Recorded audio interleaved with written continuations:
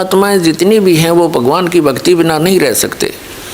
उसके लिए वो संतों के पास जाते हैं, उनका सौभाग्य और दुर्भाग्य साथ होता है। उनको जैसे संत मिलते हैं वो उनको परम संत मानकर आश्रित हो जाते हैं, उनके द्वारा प्राप्त ज्ञान पर वो दृढ़ होकर लग जाते हैं।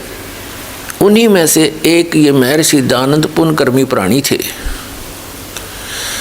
इनके घर में किसी चीज़ की कमी नहीं थी, ब्राह्मण वर्ण में जन्म था। इनके पूज्य पिताजी उदिच्य ब्राह्मण थे और यजुर्वेदी थे, यजुर्वेद का वो पाठ करते थे। और जमीन भी थी इनके कुछ, महर्षि दयानंद के पूज्य पिताजी सरकार से भी कुछ पद प्राप्त था उनको और कुछ सेना भी रखते थे।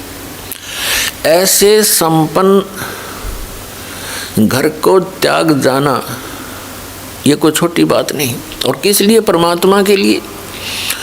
तो वो महापुरुष घर से निकल गया, भाग गया, घर छोड़ के भाग गया। उसने अपने जीवनी में लिखा है।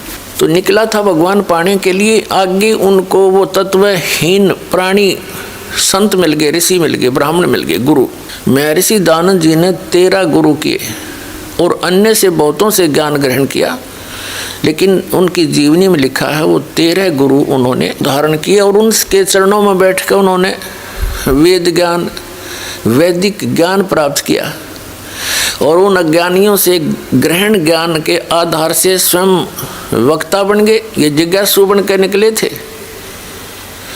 और उस तत्व ज्ञान के आधार से वो वक्ता बन गए, औरों को ज्ञान प्रचार करने लगे उस अड़ंगे का जो 13 ज्ञानियों से ग्रहण किया था। और उसका अपना अनुभव उन्होंने अपने जो जीवन काल में जो कुछ भी जाना समझा, वेदों को अपना अनुभव किया, वो सत्यार्थ प्रकाश नामक एक पुस्तक बना के समाज को प्रवेश कर दिया।